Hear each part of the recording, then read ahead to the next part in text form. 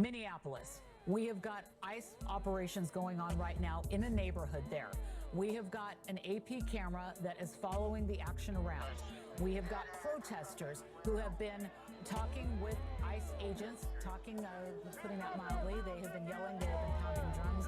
We have the sound up, but there is profanity. I don't know if we want to put the sound up. We're not going to put the sound up, but we're going to watch what happens because this is live. It is unfolding as we speak. We don't know what to expect because this is a live shot that we are not necessarily in control of, but when you see armed officers are coming out of the car, I'm being told, as these protesters are pounding their drums, they are yelling, they are blowing whistles, they are using hand gestures towards these ICE agents who are in a Minneapolis neighborhood right now. You can see that weapons are drawn.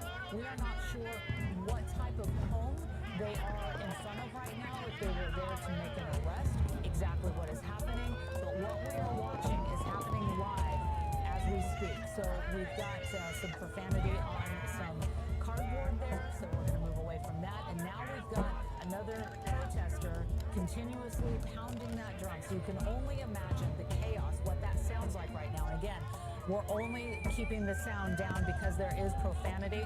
So the ICE agents there on the street, again, with the protesters. We are going to keep our eyes on this block in Minneapolis. We've got our reporter there in the region. We've got a camera there. We've got the ICE agents moving in to a home, pushing a protester out of the way.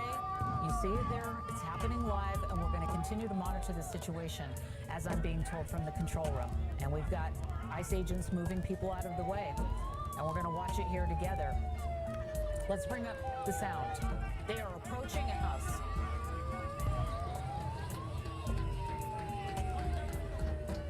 All right, we are not sure who they might be after at this point. We're going to stay with it. We were going to leave, but now we see that there is action. We've got long guns that are drawn. They are approaching a house now. We've got several ICE agents yelling into a door. The door is being closed, and now they're going in, kicking in the door. They are walking in with their vests on, with their identification on their vests, with their long guns drawn. This as protesters are out on the street, making noise, alerting people on the street that these agents are there. This is the type of protest that we have been seeing. This is an Associated Press live camera in Minneapolis that we are watching. Who they are after.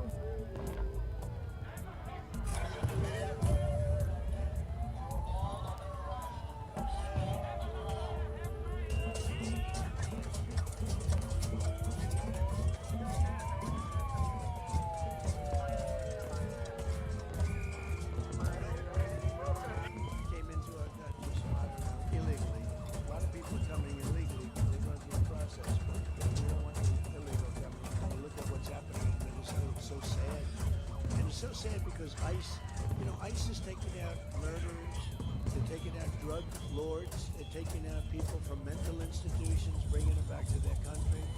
They're taking out the roughest people, Trinidad Rockwell.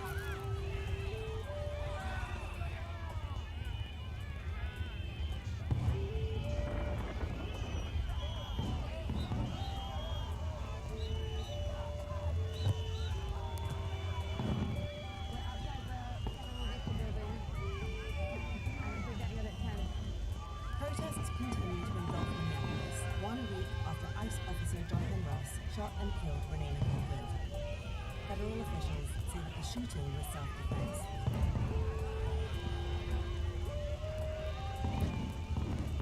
Tensions here have been mounting for a month, ever since a surge in immigration enforcement and thousands of ICE agents into the city.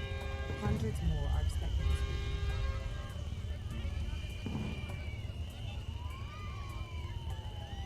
Now, Minneapolis finds itself at the center of an escalating standoff between federal and local government. Just this week, 6 federal prosecutors resigned amid pressure to treat this death as an assault on a federal officer. This appears as an attempt to kill or to cause bodily harm to agents, an act of domestic terrorism.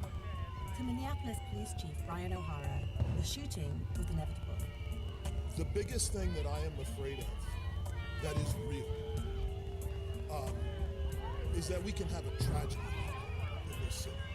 O'Hara took over the Minneapolis Police Department in 2022, 2 years after George Floyd was killed by police.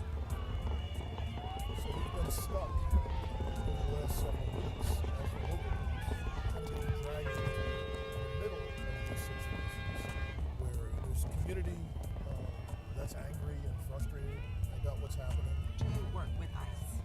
No, there's a separation ordinance. We have nothing to do with the federal actions that are taking place. But then when our cops show up, the people who are protesting then turn their frustration and their anger on our cops. We have been trying for the last few years very intentionally to try and rebuild trust with all of our residents in the city because of what happened here 5 years ago. And the concern is when we have outsiders coming into our town wearing vests that say police, engaging in methods that are both unsafe, but also that are disgusting, acting like an asshole to people on the street. I mean, it's just damaging to the reputation of all of law enforcement. Not acting like a professional on the street, talking to people in ways that are not respectful. Where do you think this is gonna go next? What this should lead to is somebody in charge taking a look at things objectively and saying, hey, maybe we need to look at our procedures. Hey, maybe this actually was preventable. That's what police agencies have been doing in this country for many years. The situation that we're in, it feels almost like things are kind of upside down. What happened to Good wasn't an isolated incident. The journal identified 12 other instances of federal immigration agents firing at or into vehicles since July, and one other resulted in a death. DHS told the journal that in all of these incidents, the officer acted in self-defense because the drivers were using their cars as deadly weapons. The spokesperson called the chief's remarks, quote, disgusting, and said this rhetoric encouraged assaults on officers. Our ICE officers and our CBP officers are seeing highly coordinated campaign of violence against them. They still need to be able to carry out those operations. We do have to send those federal reinforcements so that we can continue these operations and make sure that people and our law enforcement are safe.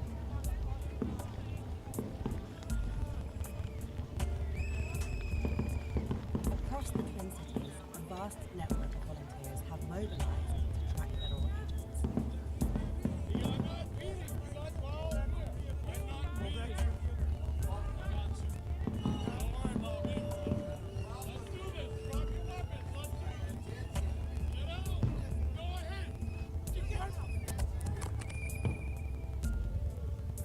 The day after Good was shot, we joined Amanda Kohler and St. Paul City Council member Wajong Kim on an ICE watching patrol. Hey, this is Amanda and Wajong. We're heading from North End towards Midway, unless you need us elsewhere. Right now, they're looking for cars they think might belong to ICE. Could I get a plate check, please? I look at cars very closely now. If the license plate comes up in a database compiled by activists, they'll sound the alarm. You're hearing just a really incredible organized level of response